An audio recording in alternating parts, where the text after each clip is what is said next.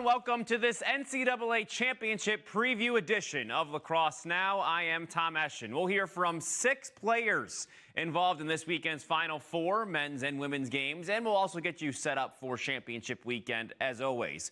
We'll start on the men's side, where the top 4 seeds, all blue blood programs, North Carolina, Duke, Maryland, and Virginia, all made it here. The first semifinal will be an all-ACC affair with the Tar Heels taking on the Virginia Cavaliers. UNC comes in as the number 1 seed.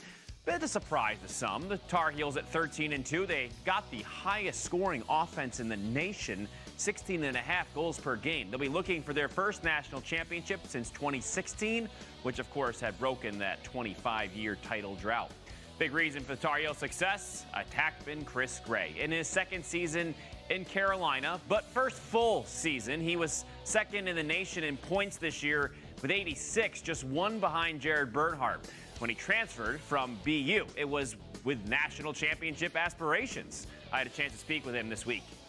Head coach Freshie on a couple weeks, or last week, I believe.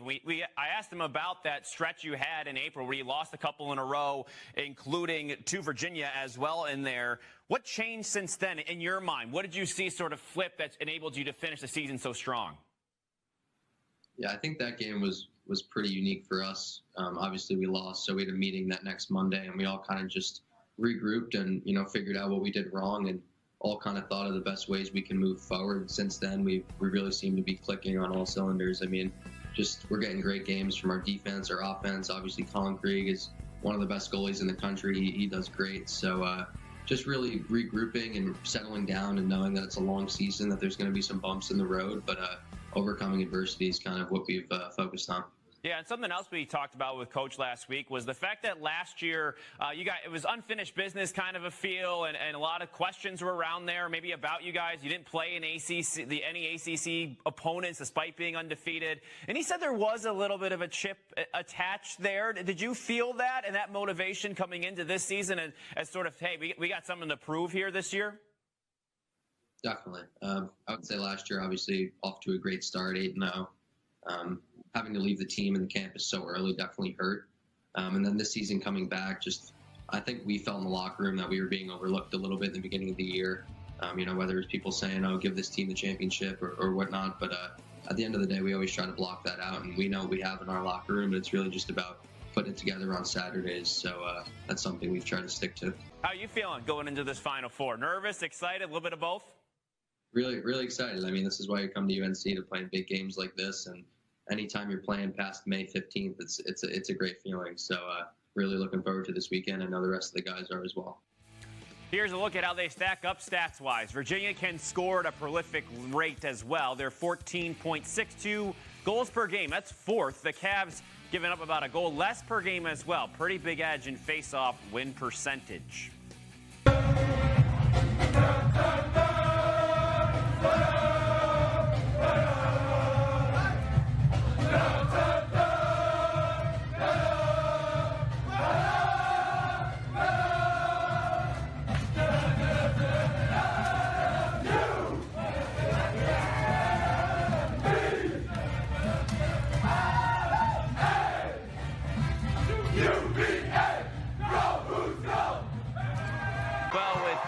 Protocols in place. I'm not sure if we'll see the same type of celebration, but that was May of 2019. Virginia celebrating the national title. They, of course, are the defending champs, with last year's season cut short due to COVID-19. No champion was crowned, so they're still the team to beat. 2 of the leaders for that title team are still the leaders of this team, Doc Aitken, Matt Moore. A little bit of a surprise to have Aitken back for this season. He was set to play football at Villanova before the pandemic rearranged that FCS football schedule, so he came back for another run with the Cavs. Moore, second on the team with 60 points this year. The breakout star for Virginia this season, Connor Shellenberger, the former #1 overall recruit, surprisingly took a redshirt season as a freshman in 2020. If you remember that, that was, of course, before COVID shut things down. This year, his debut year, he's living up to the hype. 31 goals, including a career-high 6 against Georgetown in the quarterfinals. He leads the team with 36 assists and 67 points.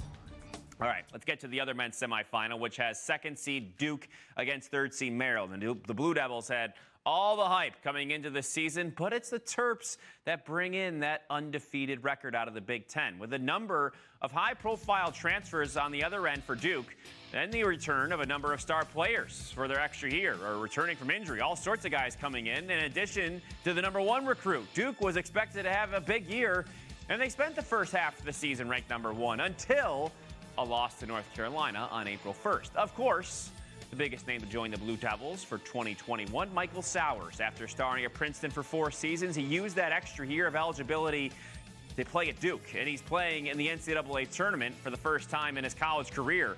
He's 3rd in the nation in points with 79, 35 goals, and 44 assists total.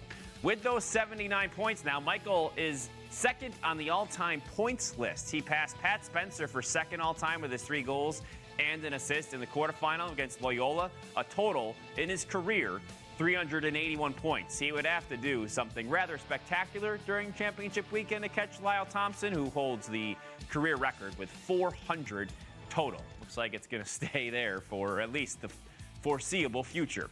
Another big Duke transfer is goalie Mike Adler, who came over from St. Joseph's, immediately seized the starting job. He put up a 9.88 goals against average, a save percentage of 53.7. And he talked about how now with the Blue Devils, the chance to compete for a championship is a whole new experience.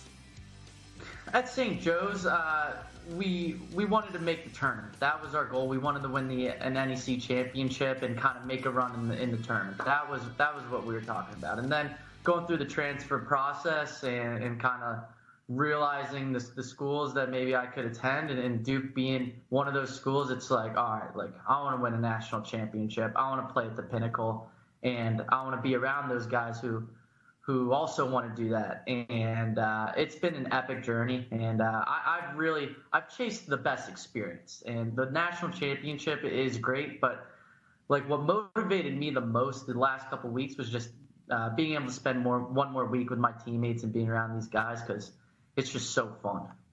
That's what it's all about. Mike Adler will, though, be tasked with trying to stop Maryland star Jared Bernhardt, considered by many to be the Tewaaraton frontrunner right now.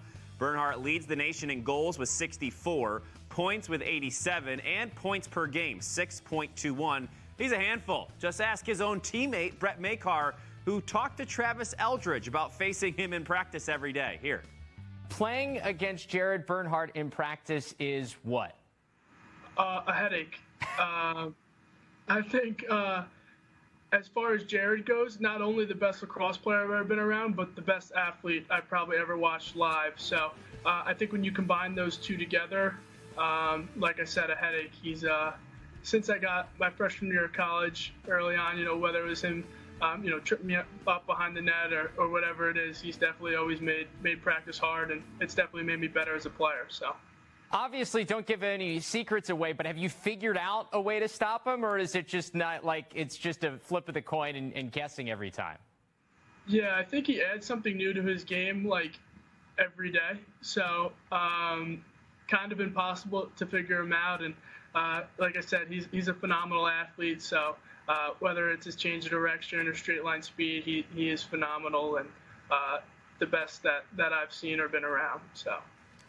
Here is the tail of the tape between Maryland and Duke, a couple of high-powered offense ranked 2nd and 3rd in the nation, respectively, and a pair of really good defenses tied for 11th in the nation, giving up exactly 10 goals a game apiece. This is going to be awesome. We'll have so much more in the semifinals with comprehensive coverage on Saturday. It starts at 11 a.m. with the Lacrosse Now pregame show, then postgame coverage, including press conferences from all the teams after both games. Travis Eldridge, Evan Washburn, Greg Gurenlian, players, coaches, Saturday here on Lax Sports Network. Up next here on Lacrosse Now, North Carolina coach Jenny Levy. It's a huge honor leading up to championship weekend. We'll have the details. Then it's time to preview the women's semifinals. Will the Tar Heels continue their march towards an undefeated season, or can Boston College write its own championship story, a long one at that? Northwestern also has its sights set on an undefeated championship season. They'll have to face surprising Syracuse team. They're still thriving despite losing some injured star players as Lacrosse Now rolls on.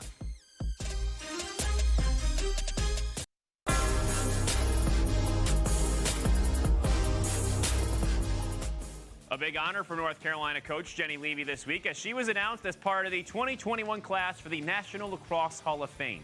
In 26 seasons leading the Tar Heels, Levy has a record of 373-17. She has 2 national championships. This is her 12th trip to the Final Four. She's also the current coach of the U.S. women's national team. The record didn't even look right, but that's not a typo. That's the real thing. One thing the women's Final Four has in common with the men's this season, top 4 seeds. North Carolina, Northwestern, both still unbeaten. Syracuse and Boston College, they'll all battle it out at Towson. Okay, well, there you go. I still look orange.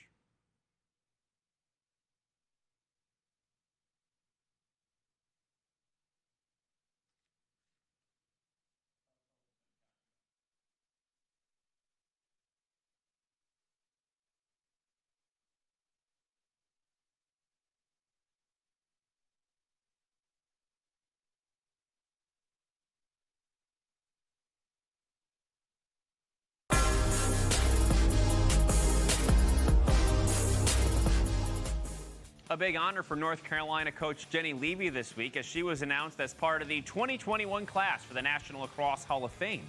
In 26 seasons leading the Tar Heels, Levy has a record of 373-117, 2 national championships, and this is her 12th trip to the Final Four. She's also the current coach of the U.S. women's national team. One thing the women's Final Four has in common with the men's this season, it's the top 4 seeds. North Carolina, Northwestern, both still undefeated. Syracuse and Boston College all will battle it out in Towson, Maryland to determine the champion. North Carolina lived up to the hype as that so-called super team with a number of returning All-Americans like Katie Hogue, Jamie Ortega, transfer of Kerrigan Miller, and perhaps the most hyped women's recruit of all time in freshman Caitlin Bursberger, posting a perfect 20-0 record so far. The Heels have plenty of standouts on defense, too. Goalie Taylor Moreno, one of the 5 Tewaaraton finalists. Defender Emma Trenchard probably could have been a Tewaaraton finalist. She's one of the invites to Team USA's training camp, and she has been before. She told me this week they've tried to keep it all in perspective. I'm sure you guys are excited. You know, what's the vibe been like? You and, of course, the men's team, both in the Final Four in the same weekend, amidst all the other championships Carolina's winning these days. Yeah, I mean, obviously it's an incredible feeling. It's, you know, even though we've, you know, been to the last 9 of 12 Final Fours or something like that, it's, you know, it does take really hard work to get there. It's not something that you just can walk onto the field and expect to make it to Final Four weekend. So it's obviously something that we are always super grateful for. And, you know, I think we're ready. I think we're really excited and getting, you know, anxious, honestly, just to get up to Baltimore. So yeah, absolutely. I mean, going into the season, obviously, I know you try to tune it all out, but there was, of course, the expectations were high. You know, knowing who you had coming back, knowing who you had coming in. How were you able to manage the pressure as the season went on? Yeah, I think that the biggest thing was just kind of keeping to our own script and keeping to our own story, you know, even though like the media is putting a lot of stuff out there, you know, people want to talk about, you know, the team that we've kind of put together in the off season and this and that. Like, I think just kind of tuning those voices out and listening to our own story and staying within our team and within our program. And I think that's kind of been the key, just turning to each other and relying on each other to kind of write our own narrative and kind of ignore the other narratives that are out there that are being put out there by the media. So Trenchard will have the tough job of trying to slow down Boston College human highlight reel, Charlotte North, whose 94 goals are tied for the most in the nation. And Emma told me what that challenge against North will be like. Yeah, I think individually, Charlotte North is probably one of the most dynamic, explosive people I've ever played against. I mean, her first step is ridiculous. Like, she just can get her hands free so well. So obviously, you know, I shut her down in one aspect. She's just going to pull some other maneuver to kind of get around me. So containing her is definitely going to be something that we're going to try and focus on. But at the same time, they do have 7 threats on the field. And so we can't just be worrying about her. And so I think we just got to know that everyone's going hard and everyone can go hard. You can't just take away one person and expect their offense to kind of stop, right? So I think that that's something that we're really focusing on, and just knowing that they're going to go really hard, 1v1, off ball, all that. And so just kind of having that same mentality that's brought us this far is going to be really important for Friday. North 3 goals in the first meeting a few months ago. That was a big North Carolina 21-9 win. Here's how they stack up from the stat perspective. The Eagles, perhaps surprisingly to some, actually averaged more goals per game. But look at the Carolina defense. Number 1 in the country. They give up less than 6.5 goals a game. BC attacker Jen Medjid, who was a freshman when the Eagles lost that 2019 championship game, told me about some of their experiences here in the Final Four and championship. We talk about it every day. We talk about getting to a national championship, getting to a Final Four, because it's not easy to do. And yeah, we've done it the past couple of years, but that's a huge accomplishment. So I think just to get back has been a focus for ours the whole year, and it's a huge success. So I think that we're back, we're ready to go, and we're just as excited as we have been the past couple of years. So I definitely have a bigger role this time around since the last time I was there. So I think it's just year after year, it's stepping up, filling those shoes, and just being ready to go and being ready to compete on the biggest stage. The other women's semifinal has one of the all-time elite programs, Northwestern, with 7 national titles, facing Syracuse, who is looking for its first. Northwestern, powered by the Scane train, Izzy Scane, tied with Charlotte North for tops in the nation with 94 goals. So they're both just 6 shy of the NCAA single-season record of 100, right now held by Courtney Murphy. Scane and Northwestern are the highest-scoring team in the nation, the only school putting up over 20 goals a game. It will be a great test against a really good Syracuse defense and their goalie, Asa Goldstock, who told me this week that despite the Orange losing 3 stars to injury this season, including Emily Harishuk, they still believe they belong. And you're playing a team in Northwestern, plenty of history between these two schools over the course of the NCAA tournament. Not exactly the memories that you would have liked. I mean, in 2019, I think you had said, I looked up a quote, it was the worst game you ever played. Right? A couple of years ago, you gave up no, I don't want to bring it up. I'm sorry, 18 goals. Yeah, it's okay. But how is that motivating you? That seems to be in the back of your mind. Yeah, and yeah, they're a great team, and yeah, there's a lot of history in the past, and I think that what you would see in a normal year is that there's history between the our two teams in that year, but this year, we haven't seen them. They've played 2 games at a conference, and that's in the postseason. So there's not a lot for us to go off of. But we're happy with where we are. We're happy with our team, with the players we got and what we're doing. But it's going to be a hard game, and that's what you expect going to the Final Four. And obviously we're excited, and, they're a great team, but defensively, I think that it'll be a great matchup. And I think that, it'll, it's a great opportunity for us to get past them and prove to ourselves that we really are as good as, we like to believe we are. Yeah, like you said at the beginning of the interview, this is it, the last go around. This is why you came, right? For matchups, and for moments and weekends like this. Mm-hmm. Absolutely. And when we all decided to come back for a 5th year, we decided to come back with the thought that, Vanessa Constantino wouldn't get hurt, and Emily Harishuk wouldn't get hurt, and Meg Carney wouldn't get hurt, and we're shooing to go to that title game. We're shooing to go to a Final Four.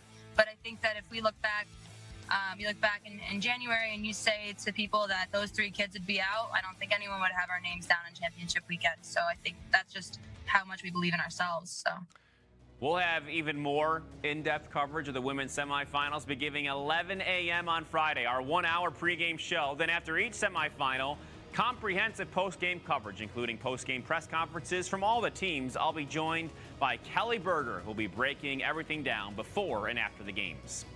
Still to come here tonight on Lacrosse Now, Duke's John Danowski looking to move his way up the list of all-time championships. Look at where the Duke head coach stands among the all-time greats on that list. Plus, the USILA is handing out some hardware, the award winners and All-Americans when Lacrosse Now returns.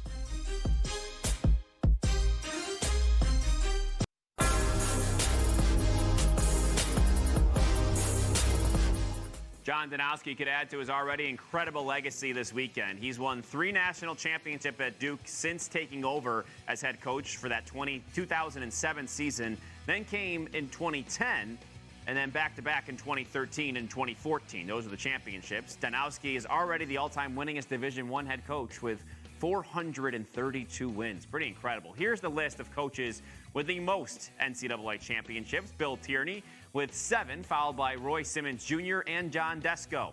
A title this weekend, and Danowski would move into a tie with Dom Starja for 4th most all-time. The USILA has named its 2021 award winners and All-Americans, and the Outstanding Player of the Year goes to Maryland's Jared Bernhardt. Bernhardt wasn't even supposed to play lacrosse this season. He had planned to use his extra year of eligibility to play football at Ferris State. All he did was lead the country in goals and points in lacrosse, while also eclipsing the Maryland career records for goals and points. He is your Lieutenant Raymond J. Enners Award winner. The William C. Schmeisser Defensive Player of the Year is Duke stalwart JT Giles-Harris, another player that had planned on giving college football a shot before the pandemic and extra year of eligibility changed his plans, changed everything. Giles-Harris, 18 caused turnovers this season and also picked up 28 ground balls while starting all 16 of Duke's games. Here are all of the USILA's individual award winners. Georgetown's Owen McElroy is the outstanding goalie. Virginia's Jared Connors, outstanding midfielder. Interesting that it goes to an LSM there as well. And North Carolina's Chris Gray wins the Attackman of the Year award. You take a look at some of the first-team All-Americans here on this list. You see Bernhardt, Gray, Sowers, the attackman, Shellenberger from Virginia, their leading scorer, Nakai Montgomery from Duke, and Jack Hanna in the midfield. Defense, Will Bowen had a great year with North Carolina, still having one at that.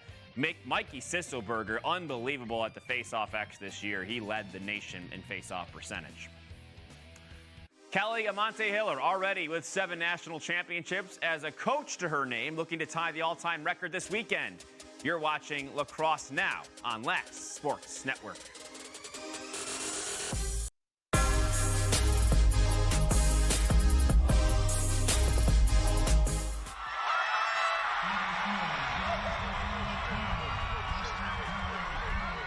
Maryland still the champs for a few more days until a new one is crowned on Sunday in the women's game. Their 2019 title was the program's record 14th. Here are the schools that have won the most championships in the NCAA era, which began in 1982. According to the NCAA record book, Maryland with 14, followed by Northwestern with 7. Princeton and Virginia each have 3. Speaking of those Northwestern championships, everyone has come under the leadership of Kelly Amonte Hiller. Since taking over the Wildcats in 2002, Hiller has amassed a record of 315-81, including this season's perfect 15-0 record thus far. If she adds another championship this weekend, Amonte Hiller would tie Cindy Timchow for the most women's Division I championships with 8. Maryland's Kathy Reese has 5. Jenny Levy, who's looking to add number 3 this weekend, is also one of just 8 coaches that have won multiple titles. Amonte Hiller also considered one of the all-time great players, won 2 national titles at Maryland in the 1990s as well. Well, that does it here for this Lacrosse Now Championship Weekend Preview Edition. Just sit back, relax, and enjoy, because we've got more coming as the days go on, and obviously we didn't have this last year, so really soak it in here in 2021. Thanks for joining us. We'll see you all weekend long.